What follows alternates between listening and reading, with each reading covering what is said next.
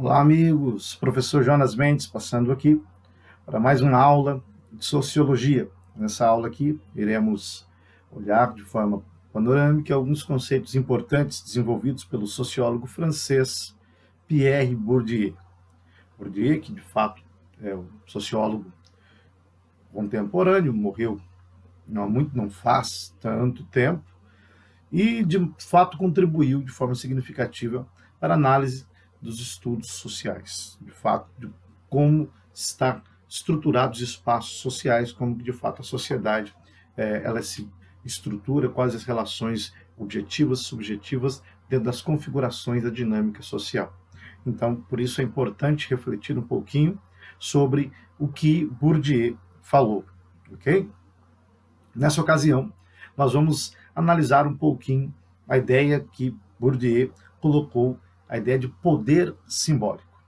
Bom, lembrando que a ideia de poder, né, já analisamos de forma um pouco mais atenta em Michael Foucault, principalmente em seu livro Vigiar e Punir, onde Foucault vai definir poder como a relação, certo? E também microfísica do poder, onde ele define o poder como a relação que de fato é exercida e exercida por todas as pessoas.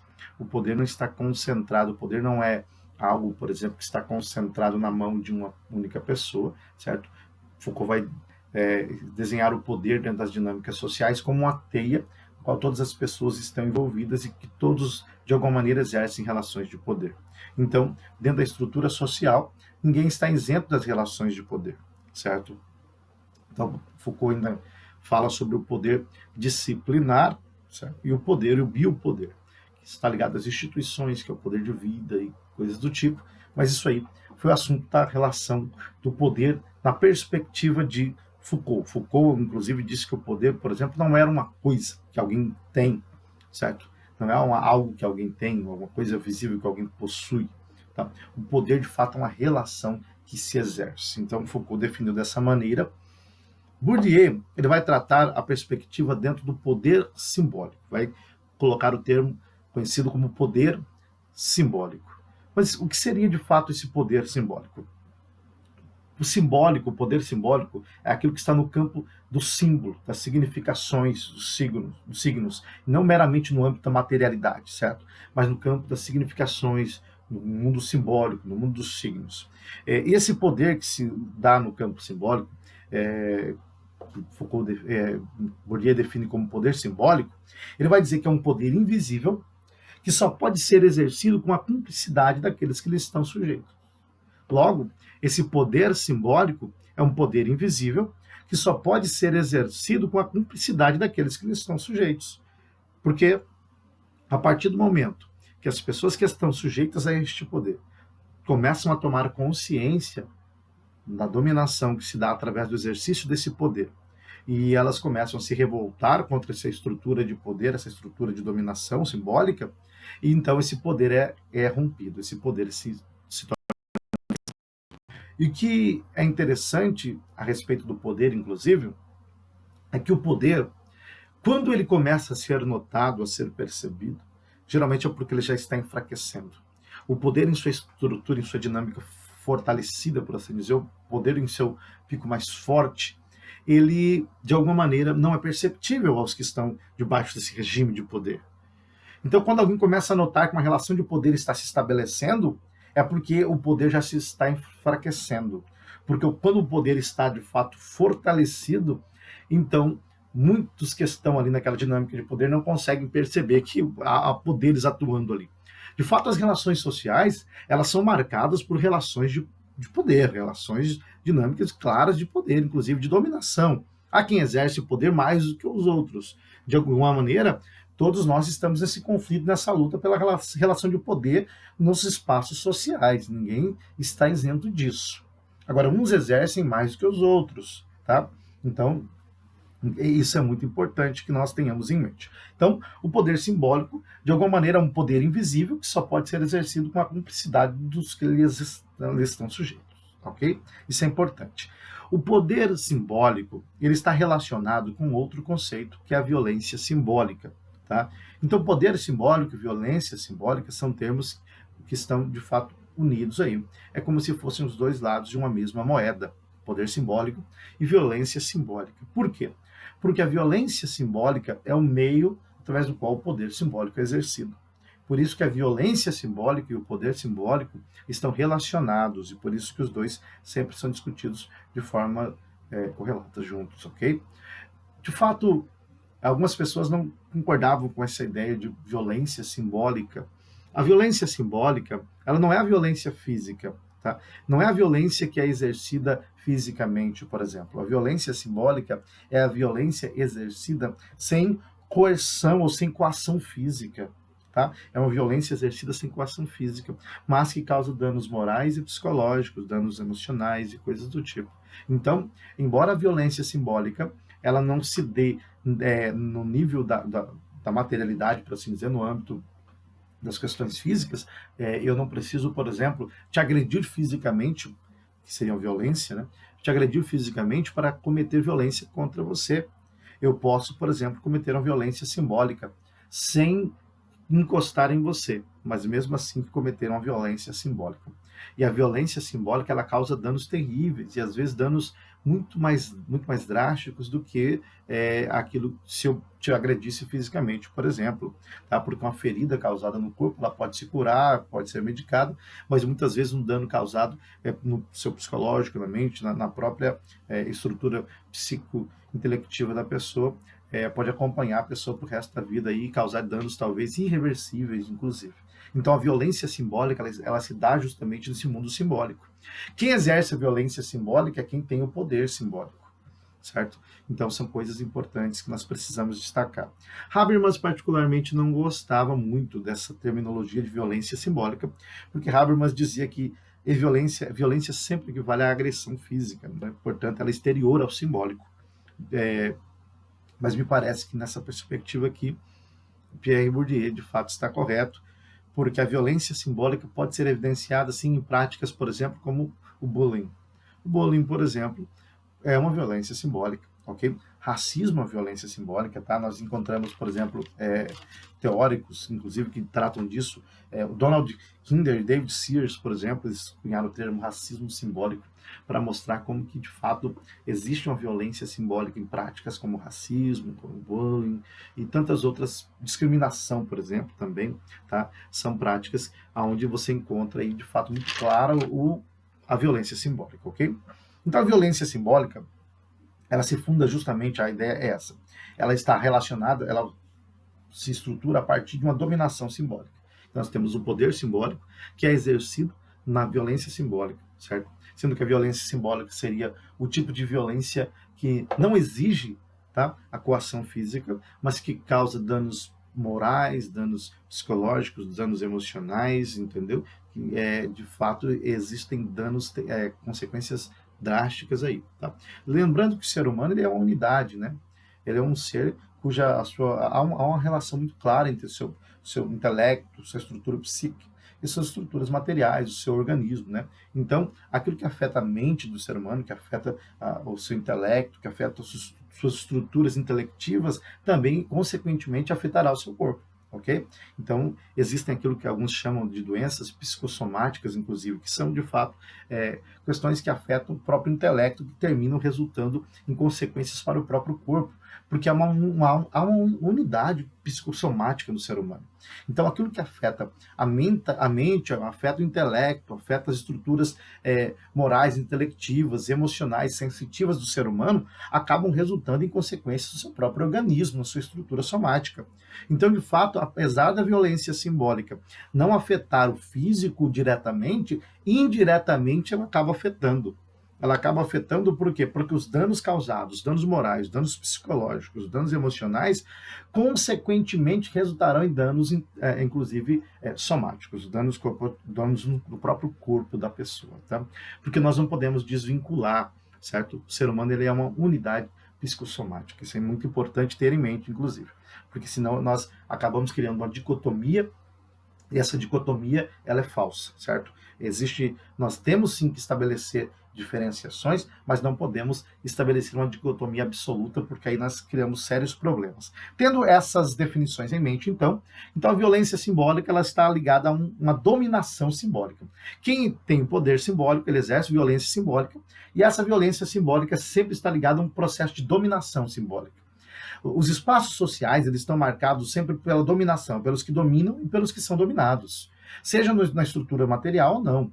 Lembra que Karl Marx ele falava, né, da burguesia e do proletariado, dos que detinham os meios de produção e os que não detinham os meios de produção, que no caso era o proletariado, e que por não deter os meios de produção, que são as condições naturais de produção e tudo mais, os meios naturais, as condições naturais e coisas do tipo, eles tinham que vender a sua força de trabalho. E porque vendiam a sua força de trabalho, acabavam se tornando alienados do produto do seu trabalho, alienados do trabalho de suas mãos, certo? E isso é uma coisa muito séria, porque quando eu produzo alguma coisa, eu estou exteriorizando ali o meu próprio ser, um pouco de mim, sabe? E se eu estou alienado do produto do meu trabalho, eu começo a não me enxergar mais naquilo que faço, de maneira que aquilo se torna um objeto totalmente diferente de mim, exterior a mim, e eu começo a ser indiferente àquilo que eu produzi, quando na verdade não devia ser assim, porque toda produção é uma exteriorização do meu próprio ser, certo? Então, quando eu produzo alguma coisa, eu tenho que me identificar com aquilo.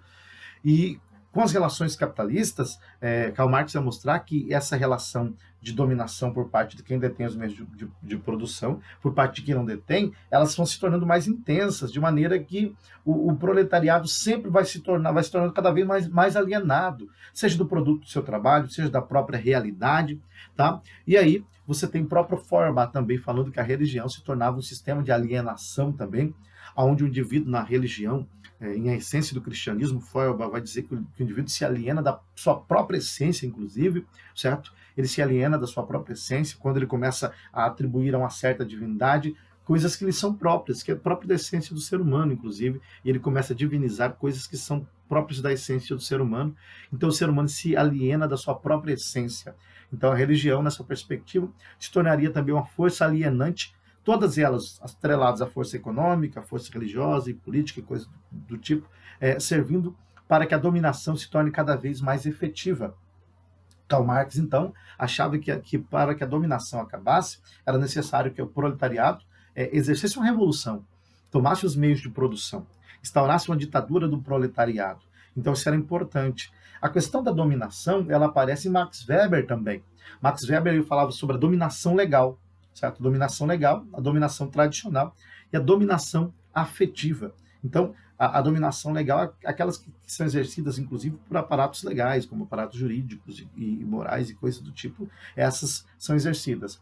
Dominação tradicional, quando você tem, por exemplo, certas tradições, geralmente o pai ele exerce um papel, né? As tradições servem para legitimar certo tipo de dominação, e a afetiva, quando certos sentimentos, vínculos afetivos servem para legitimar alguma espécie de dominação. Então, Max Weber também falava sobre isso. Inclusive, ele dizia que o Estado ele é aquele que detém a posse, né, do monopólio da violência física, né, e simbólica, inclusive. Então, nessa perspectiva, você percebe que o próprio Max Weber também lidou com a questão da dominação, só que o que Pierre quer mostrar aqui, nessa dominação simbólica, é que a sociedade está marcada, inclusive, por uma dominação simbólica que muitas vezes passa imperceptível por muitas pessoas, que muitas vezes as pessoas não estão percebendo que a violência está se dando não só na dominação por questões econômicas meramente, mas também, inclusive, isso é um fator primordial.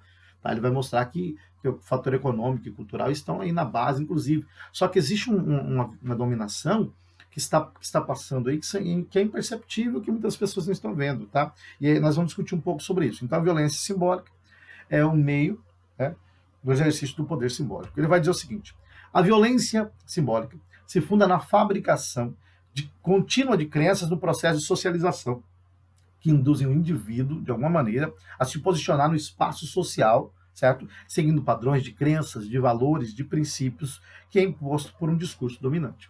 Então, existe uma imposição de hábitos, de valores, de comportamentos, certo? E esses valores, esses hábitos, esses comportamentos, esses princípios são impostos, geralmente no espaço social, por um grupo que domina. sobre um grupo dominante. Isso aqui é uma violência simbólica se estabelecendo, dominação simbólica se estabelecendo. Porque um grupo dominante que vai determinar o que um grupo dominado deve fazer, a forma como deve se comportar, o que devem vestir, como devem falar, o que devem pensar, o que devem desejar, inclusive.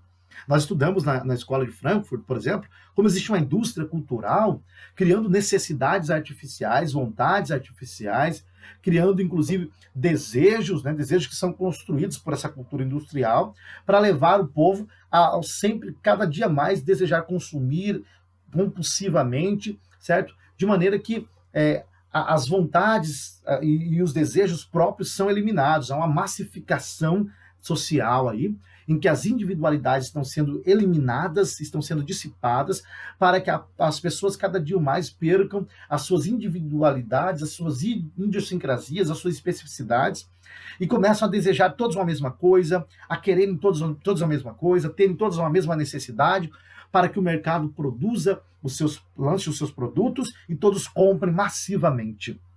Porque todos agora desejam a mesma coisa, todos querem a mesma coisa, todos têm a mesma vontade. Só que essa vontade é uma vontade falsa, uma vontade que foi construída e estimulada baseada em processos midiáticos, construídos pela indústria cultural, levando você a achar que você precisa daquilo para sobreviver, para ser feliz, para ter uma família boa, para ter um relacionamento bom. Então a mídia está trabalhando baseado numa vontade de uma elite dominante para construir vontades e necessidades artificiais para induzir a massa cada vez mais a consumir, a comprar. Notem as propagandas, por exemplo. Colocam homens bonitos, mulheres lindas, carros e tudo mais, dizendo, né, para você que se você comprar esse carro, você vai ter esse tipo de mulher ou esse tipo de homem. Se você comprar esse celular, você vai conseguir pegar esse tipo de mulher ou aquele tipo de homem. Se você tiver esse tênis, você vai conseguir... A ideia é sempre essa, lidando com o desejo do ser humano, com os impulsos sexuais do ser humano, sabe? Eles incorporaram o princípio psicanalítico freudiano de que o homem é pulsão, é desejo, é libido, e eles querem estimular isso mesmo para escravizar os homens a partir de desejos e necessidades artificialmente construídas, segundo a vontade de uma classe dominante, para que os dominados continuem sempre agindo da forma como eles querem, como um rebanho, sabe? Então isso é importante. Então os padrões socialmente construídos não são naturais. O que Bourdieu quer mostrar é que as crenças, os critérios, os padrões, os valores, as formas de nos colocarmos nos espaços sociais não são construídos, não são construções naturais, mas são construções culturais, sociais, movidas por uma vontade, por um poder que uma classe está exercendo sobre nós. E isso é a violência simbólica, porque o nosso corpo ele tem que ser condicionado a isso aí. Se nós não agimos de acordo com as crenças e princípios e os padrões construídos por essa elite dominante no espaço social, nós somos excluídos, a violência simbólica aparece aí. Não, aqui você tem que se comportar assim, você tem que falar desse jeito, você tem que se vestir assim, você tem que andar desse jeito, se relacionar dessa forma. Se você quiser se relacionar de um outro jeito, você já não pode. A violência simbólica ela está se dando a todo momento. O nosso comportamento é vigiado, é punido. É a ideia de Foucault, de vigiar e punir. A nossa sociedade é uma sociedade punitiva, de fato. Certo? Então é importante. Foucault fala que os espaços sociais são marcados por aquilo que ele chama de campos. O campo, na verdade, é um espaço da prática, certo? O que seriam os campos? Os campos tem o campo político, o campo econômico, o campo cultural, o campo educacional, o campo intelectual e a artística e por aí vai. Cada campo tem as suas estruturas de funcionamento interno, as suas regras. É como se fosse, por exemplo, uma partida de futebol. Né? A partida de futebol você tem certas regras, você tem certos princípios que devem ser obedecidos ali. Então, por exemplo, você não pode entrar para jogar um futebol de terno, porque ali tem certa maneira de se comportar dentro daquele ambiente. Então existem regras específicas que estruturam aquele campo, ok? Então você tem uma maneira de se vestir, tem uma maneira de se comportar, tem uma maneira de agir ali dentro, e essas regras são regras objetivas que estruturam um campo. Cada campo dentro do espaço social ele tem as suas próprias regras. Então o campo político tem as suas regras, o campo econômico tem as suas regras, o campo artístico tem as suas regras, o campo intelectual tem as suas regras, e assim por diante. Sendo que esses campos são estruturados por aquilo que Bourdieu vai chamar de capitais, certo? Capital, na verdade, é o que possibilita o exercício do poder. O capital está ligado ao acúmulo. Então, temos o capital econômico, quanto de bem você possui, quanto bem material você possui, quanto dinheiro, quanto você possui, certo? Esse é o capital econômico. Quem tem um capital econômico, quanto maior o seu capital, maior a sua relação de poder. Maior a relação de poder você vai exercer, certo? Maior o poder simbólico você tem. E também, consequentemente, maior a violência simbólica você pode exercer. Então, você vai se estruturar no espaço social, nesse espaço, no campo, que é o espaço da prática, você se posiciona nesses campos, nesse espaço social, baseados na quantidade de capital que você possui. Quanto maior a quantidade de capital que você tem, mais você vai se... Aí depende da área que você se posiciona. Se você tem uma quantidade de capital maior, você se posiciona na área dos que dominam. Os que exercem relação de poder com mais intensidade. Quanto menor o seu capital, você vai sendo posto para outra ala, a ala dos dominados, certo? Isso é importante. Então, os capitais estruturam os campos.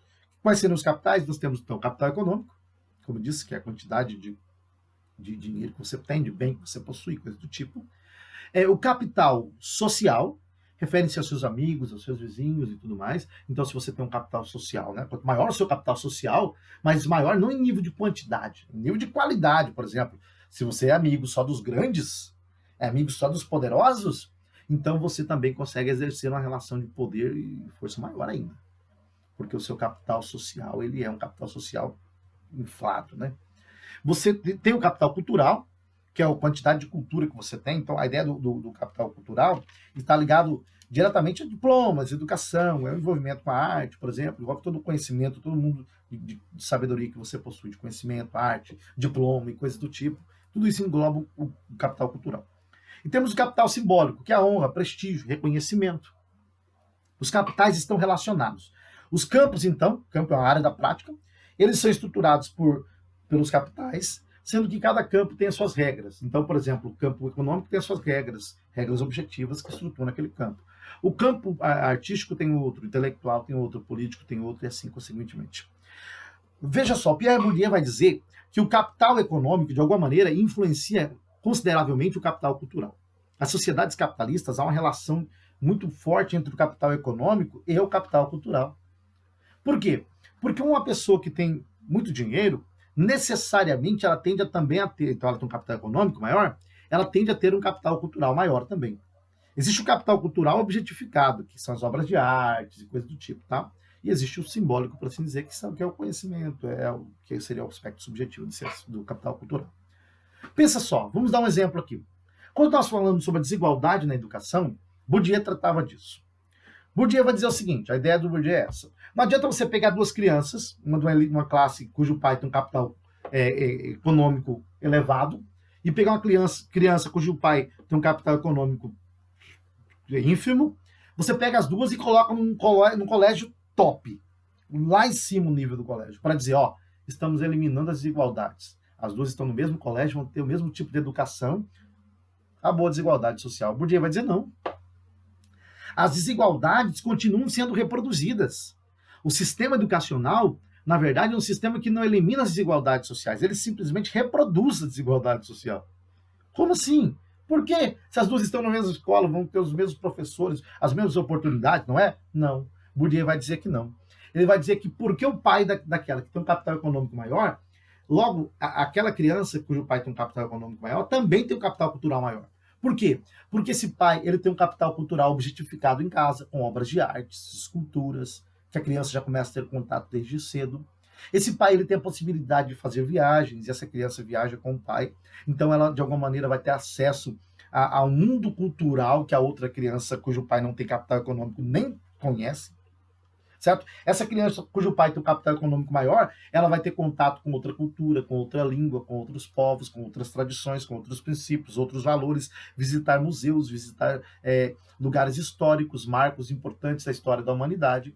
De maneira que quando o professor estiver falando, por exemplo, sobre o Holocausto, vamos falar sobre o Holocausto, Segunda Guerra Mundial, essa criança cujo pai tem um capital econômico maior, essa criança talvez já visitou o Museu do Holocausto. Talvez seu pai já falou com ela sobre isso. Talvez ela já conhece a história porque assistiu um documentário com o pai, porque viu, leu um livro com o pai. O pai que tem um capital econômico maior, consequentemente tem um capital cultural maior, e essa criança, então, também vai ter um capital cultural maior. De maneira que a informação que a professora vai dar sobre o Holocausto, para essa criança aqui, vai só expandir o que ela já sabe. Vai só trabalhar naquilo que Vygotsky chamava de zona de desenvolvimento proximal, né? Vai só trabalhar nessa zona aí, para atualizar o conhecimento potencial. Agora, a criança cujo pai, o capital econômico é ínfimo, consequentemente, o capital cultural também essa aqui não vai ter a mesma desenvoltura que essa outra. Então, Bourdieu vai dizer que, na verdade, os capitais estão distribuídos desigualmente nos campos. A estrutura social é marcada pela desigualdade na distribuição dos capitais. Você percebe isso no próprio capital econômico, né? A desigualdade que existe no capital econômico. E o capital cultural também é desigual. E o sistema educacional ele reproduz a desigualdade dos campos e das estruturas sociais. É isso que ele está mostrando. Então, de alguma maneira, é muito importante. Quem tem um capital simbólico, ele exerce uma violência simbólica, com certeza. Tá? Então pensa, por exemplo, a diretora de um colégio, um professor, coisas do tipo, eles podem exercer essa violência simbólica porque detém um capital simbólico aí. Quem tem capital econômico também exerce violência simbólica. Quanto maior o seu capital, maior a relação de poder você exerce. É isso que nós devemos entender, ok? Então o poder simbólico é o poder de construção, de alguma maneira, da própria realidade. Há uma briga social, uma luta social. Aí para ver quem vai definir a própria estrutura da realidade. Para ver quem vai definir quais são os princípios e valores que nortearão a sociedade, a vida, o espaço social. Bourdieu vai dizer que a sociedade é marcada não pela harmonia, mas pela briga, pela luta, pela disputa, para ver quem vai dominar os espaços sociais. Certo? E essa disputa é interessante, Bourdieu vai mostrar, inclusive, que, de alguma maneira, quem vence, de fato, herda o troféu, né, que é a capacidade de definir os princípios que nortearão os espaços, as estruturas sociais. Então, quem vencer vão ser aqueles que têm o poder para dominar de alguma maneira, e quem perde são os dominados. Então, a luta de classe aí, Pierre Bourdieu vai dizer que existe uma luta de classe simbólica, inclusive, entre as classes, certo? Para a definição do mundo social, conforme seus próprios interesses. Então, a briga, a disputa é movida por interesse, tá? Movida por interesse, ok? Então, o espaço social não é um espaço harmônico, é um espaço de conflitos, lutas pelo poder, movido por interesses antagônicos para ver quem vai dominar o espaço social e quem vai ser aquele que vai receber a oportunidade de definir quais são os princípios que nortearão a sociedade. E aí, quem ganha, né, ele vai impor o seu poder, vai exercer poder simbólico sobre os outros, e aí, consequentemente, exercendo violência simbólica sobre os outros também. Então, estamos marcados pela violência simbólica e pela dominação simbólica. Aí. Bourdieu diz o seguinte também. Ele diz que os capitais estruturam, os campos são desiguais, certo? E cada campo corresponde a um hábitos. O que seriam hábitos? Os agentes, por assim dizer, eles agem de acordo com disposições internalizadas. Ou seja, cada campo tem um hábitos. O hábitos, na verdade, o campo ele tem uma estrutura objetiva. O hábito está ligado justamente a esse processo de internalização das estruturas objetivas dos campos. Como os campos têm sistema de lei, uma série de leis, normas, princípios que regem o funcionamento interno daquele campo político, campo econômico, campo intelectual, cultural. O hábito, cada campo tem um hábito. O hábito justamente está ligado ao processo de internalização das estruturas objetivas dos campos. Então, as estruturas objetivas dos campos, elas são internalizadas pelos sujeitos, de maneira que elas se tornam subjetivas. Então, o hábitos são estruturas mentais e objetivas, certo? Que, de alguma maneira, são subjetivas, porque são estruturas do indivíduo, mas que também são objetivas porque correspondem a um campo, e o campo tem estruturas objetivas, ok? Então, existe uma pluralidade de mundos sociais, certo? Diferentes capitais estruturando os campos, sendo que cada capital tem um hábitos, e cada hábitos, cada indivíduo ele vai assimilar, vai internalizar esses hábitos que correspondem a um campo social. De maneira que se você internaliza um hábito correspondente ao campo político, por exemplo, dificilmente você vai conseguir dialogar muito bem com o campo econômico, porque geralmente, segundo Bourdieu, são hábitos distintos, né? Você não vai conseguir dialogar com tanta destreza assim, porque você internalizou hábitos do campo político, logo você sabe como funciona aquele sistema, as suas estruturas internas, sua percepção, visão de mundo está condicionada a lidar com aquele tipo de estrutura objetiva que condiciona o campo político, de maneira que você tem um pouco mais de dificuldade de lidar com outros campos, certo? Podemos até lidar, só que para que isso aconteça com excelência, temos que internalizar os hábitos correspondentes a cada campo, ok? Então, é justamente essa perspectiva que ele vai tratar, ok? Seria mais ou menos isso que eu queria tratar com vocês, tá? Para finalizar, então, quem tem mais, recapitulando aí, quem tem mais capital simbólico exerce violência simbólica sobre os outros, tá? Nós podemos encontrar, por exemplo, a violência simbólica se dando em questões como racismo, por exemplo, como preconceito, como bullying, por exemplo, tá? Crenças estereotipadas, inclusive, né, que permeiam os espaços sociais, que são marcadas pela violência simbólica, são crenças como aquelas de que os negros são preguiçosos, os índios são preguiçosos, ou os nordestinos são intelectualmente inferiores, ou de que os baianos são preguiçosos, e coisas do tipo. De fato, são crenças estereotipadas que se tornaram comum no imaginário social, as pessoas de alguma maneira assimilaram isso, que de fato não são verdadeiras, ok? Pessoas preguiçosas nós temos em todos os lugares, ok? Pessoas preguiçosas em todos os lugares nós temos. Agora, a preguiça não é resultado necessariamente de uma disposição genética, nem necessariamente resultado de uma localização geográfica espacial. Ela é mais relacionada ao próprio indivíduo, que às vezes não está querendo muito, né, se dispor a trabalhar. Então, essa questão é meramente subjetiva e você encontra pessoas preguiçosas em todos os lugares, como você encontra pessoas que gostam de trabalhar também em todos os lugares. Então, isso aqui não é uma questão de etnia, não é uma questão, por exemplo, de nacionalidade, tá? Isso é uma questão meramente subjetiva. Então, é mentira dizer, por exemplo, que um grupo, essas coisas todas, tá? Isso é uma consequência clara da violência simbólica, certo? Então, o Bourdieu tem um livro também sobre a dominação masculina, onde ele trata essas questões da violência simbólica que ocorre com a mulher, por exemplo, o que de fato também é bem interessante quando ele trata questões, por exemplo, como a mulher ganhar menos, porque alguns consideram que ela é menos capaz, que de fato é uma mentira. A pessoa deve ganhar de acordo com o seu trabalho, de acordo com a posição que ocupa, de acordo com aquilo que está fazendo, independentemente do sexo, do gênero, coisa do tipo. Então, essa ideia de que, por exemplo, o homem, quando vai se casar, ele já tem que ter um capital maior do que a mulher, porque não pode, isso também é resultado de uma violência simbólica que acontece. De fato, não tem nenhuma lógica isso, ok? Isso é resultado de uma estrutura patriarcal que até então a nossa sociedade defendeu, de que, de fato, o homem sempre estava acima no que diz respeito a questões econômicas, ao capital econômico, ao capital cultural, ao capital simbólico, social, e isso é uma mentira muito grande, tá? Não existe um princípio verídico para sustentar isso aí. Mas é isso aí, amigos, um abraço e até mais.